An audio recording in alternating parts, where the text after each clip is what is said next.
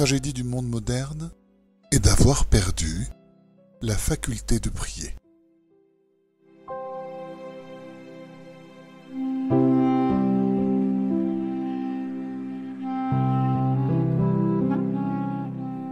À l'ère des communications, l'homme a la possibilité d'entrer en contact avec tous, sauf avec Dieu et avec lui-même.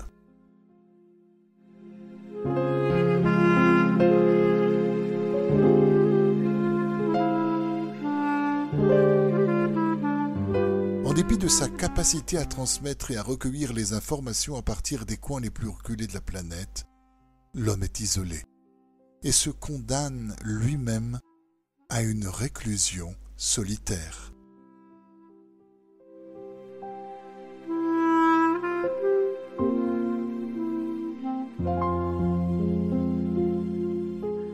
Seule la prière personnelle, pour retrouver le lien qui le rattache à la source de toute chose, peut le conduire à délivrer son âme et à se libérer.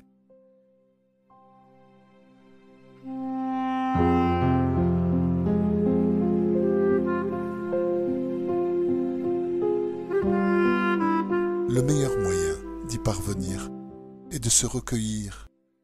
Lorsque la personne se recueille, elle soumet ses désirs instinctifs et ses mauvais penchants et peut de cette façon gommer son aspect matériel au profit du spirituel.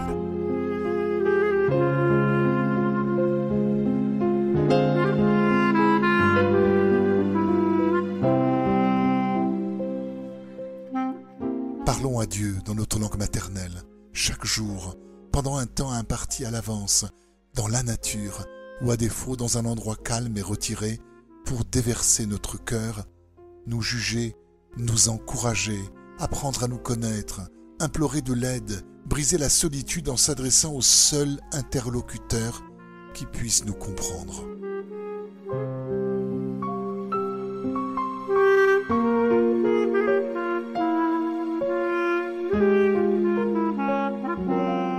L'hydne des doutes est la chose la plus importante car c'est la clé de voûte. Quel que soit le besoin, je me tourne vers Dieu.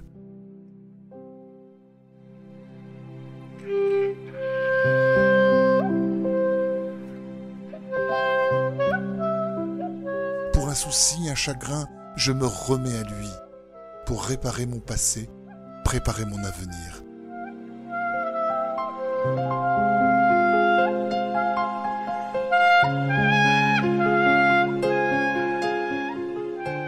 Seul celui qui me connaît pourra vraiment m'aider. Personne sur terre n'est exclu de cette merveilleuse pratique. Il suffit d'avoir encore un peu de cœur et une bouche. Le temps, on peut toujours le trouver.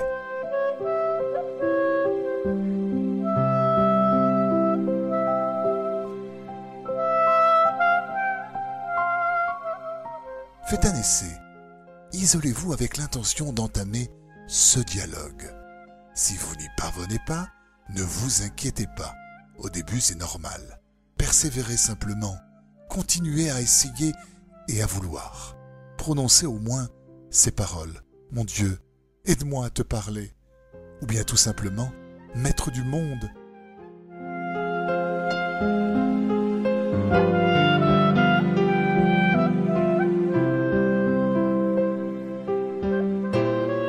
Si vous persévérez, vous recevrez bientôt l'inspiration. Des paroles venant du fond du cœur émergeront soudain et feront jaillir ce qu'il y a de bon, de divin en vous. C'est le début de la réponse de Dieu.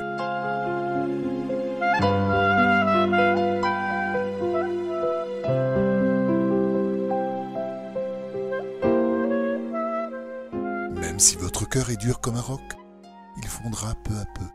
Par cette méthode, vous pourrez vous métamorphoser.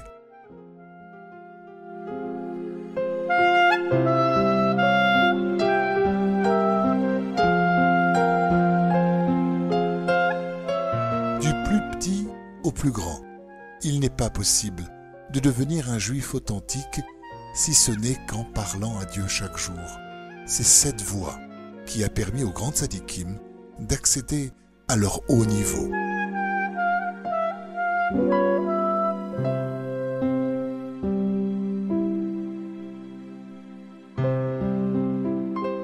Une fois, un jeune homme demanda à Rabbi Nachman comment on devait faire Hitbodedut. Celui-ci lui apprit à s'adresser à Dieu en ces termes. « Maître du monde, aie pitié de moi. Jusqu'à quand ma vie sera gaspillée en futilité? C'est pour ça que tu m'as créé. »